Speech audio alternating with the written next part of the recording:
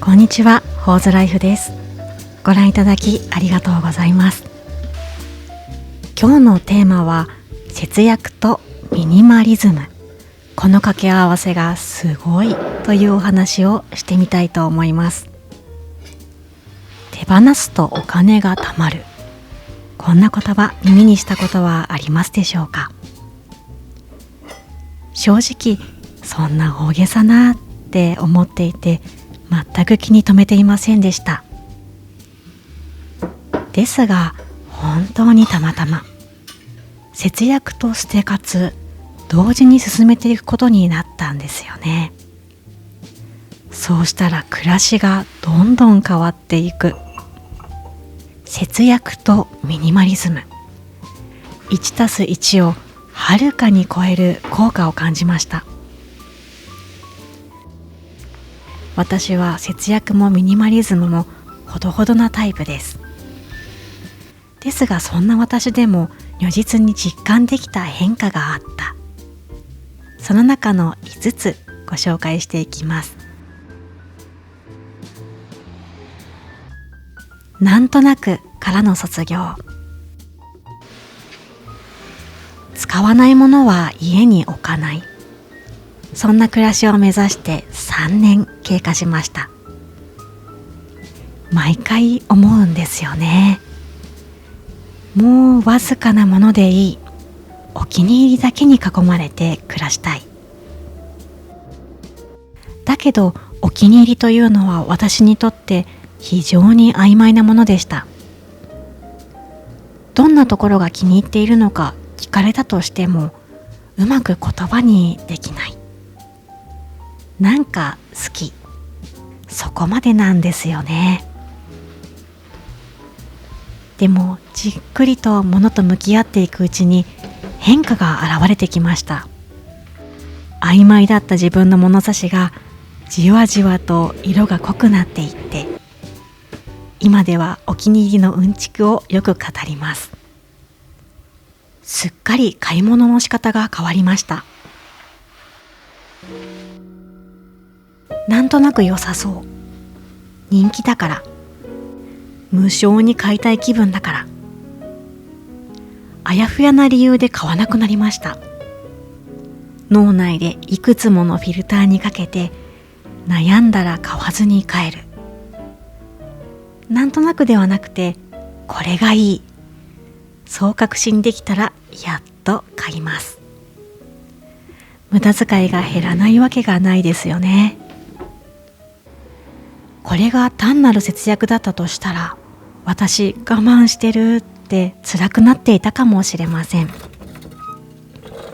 だけど節約とミニマリズム、この掛け合わせのおかげで必要ないから買わないだけ、ノーダメージ、ノーストレスです。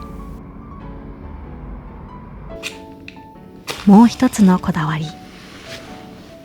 ここまで聞いてこう思われたかもしれません。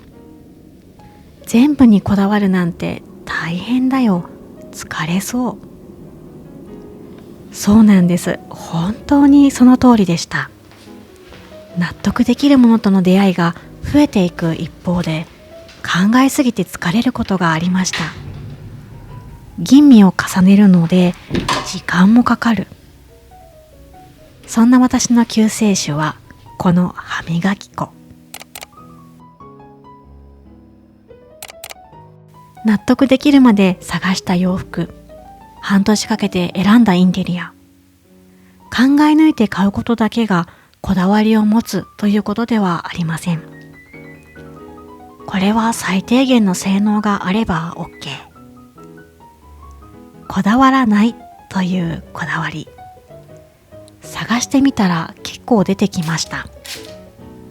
こだわらないから安いものでいい、じっくり選ぶものと安さ優先で選べばいいもの、このメリハリができたおかげで買い物が楽になって、合わせて節約も加速していきました。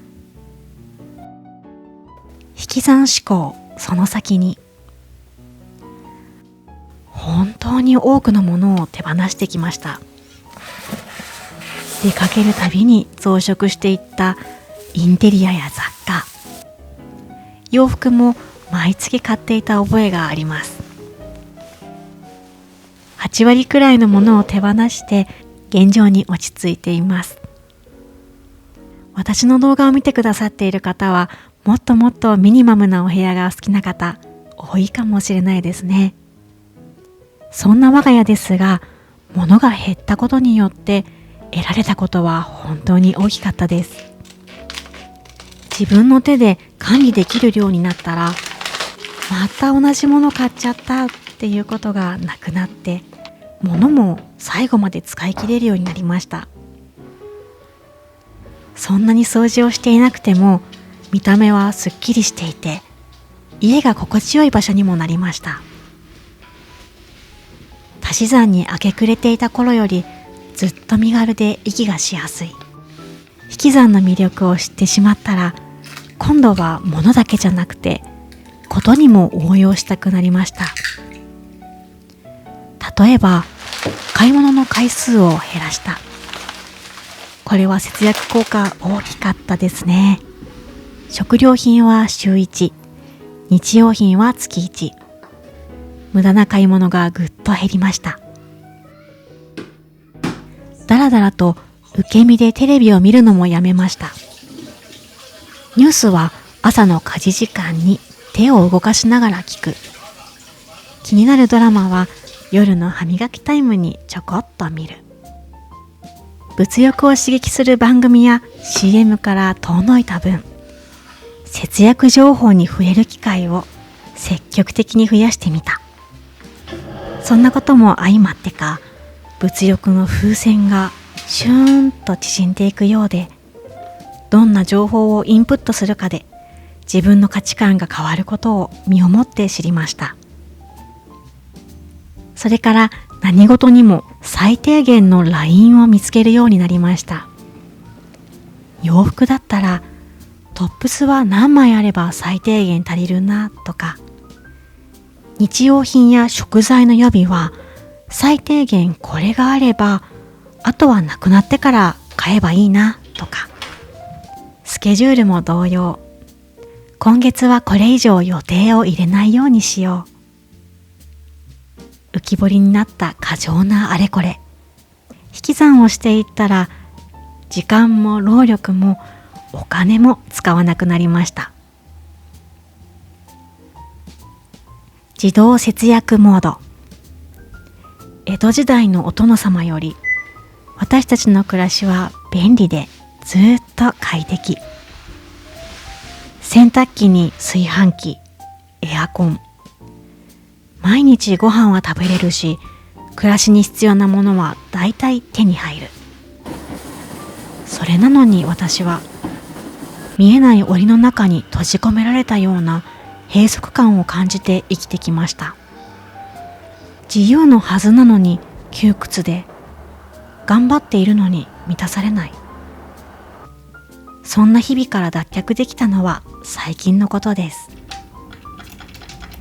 物を手放す、その裏側には大切なものを残すという意味があります。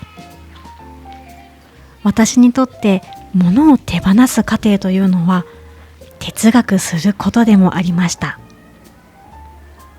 私の好きって一体何だろう。大切にしたいものってどれ？何？そもそも私ってどんな生き方を望んでるのかな。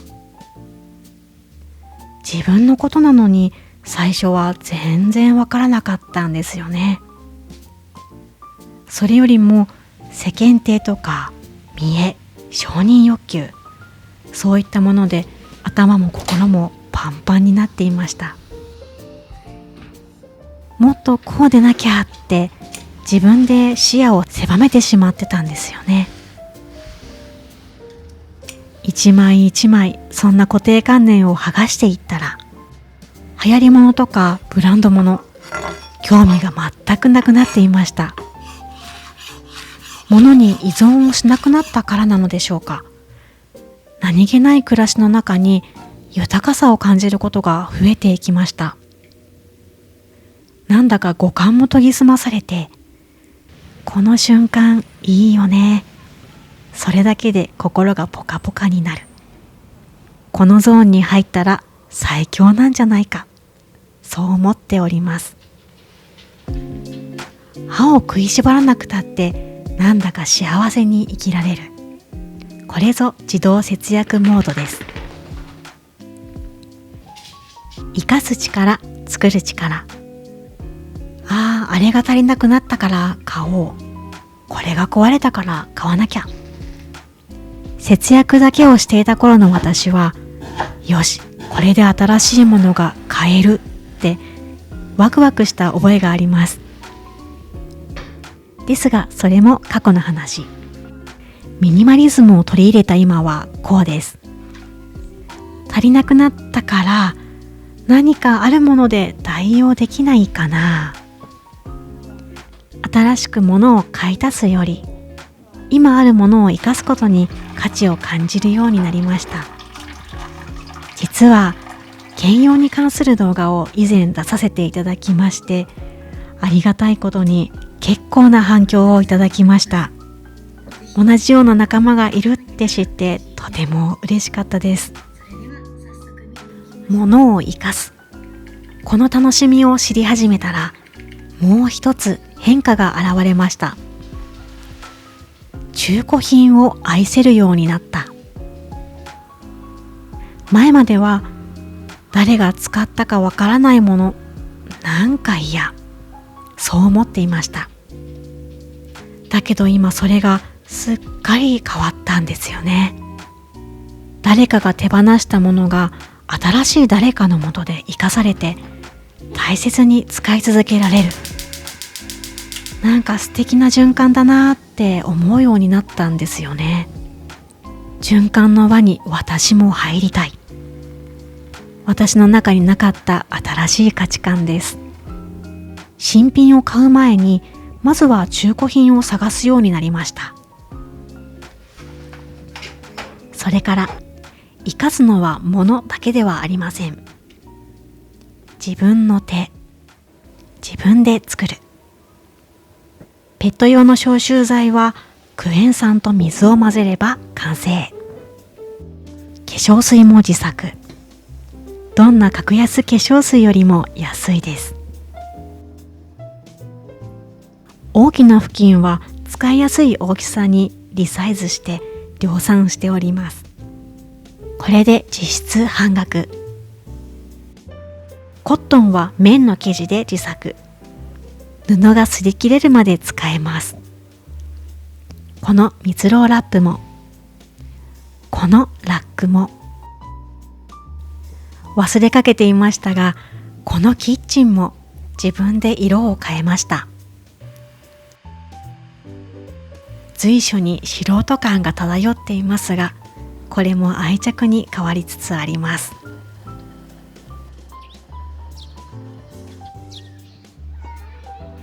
節約とミニマリズムのすごい効果5選。ここまでご覧いただき本当にありがとうございます。毎回偉そうに語っておりますが、私自身ゆっくり階段を登っている真っ最中です。ああじゃないこうじゃない言いながら、引き続き日常をシェアしていきたいと思っております。またぜひ隣の家に遊びに行くような感覚で見に来ていただけたら嬉しいです。それではまたお会いしましょう。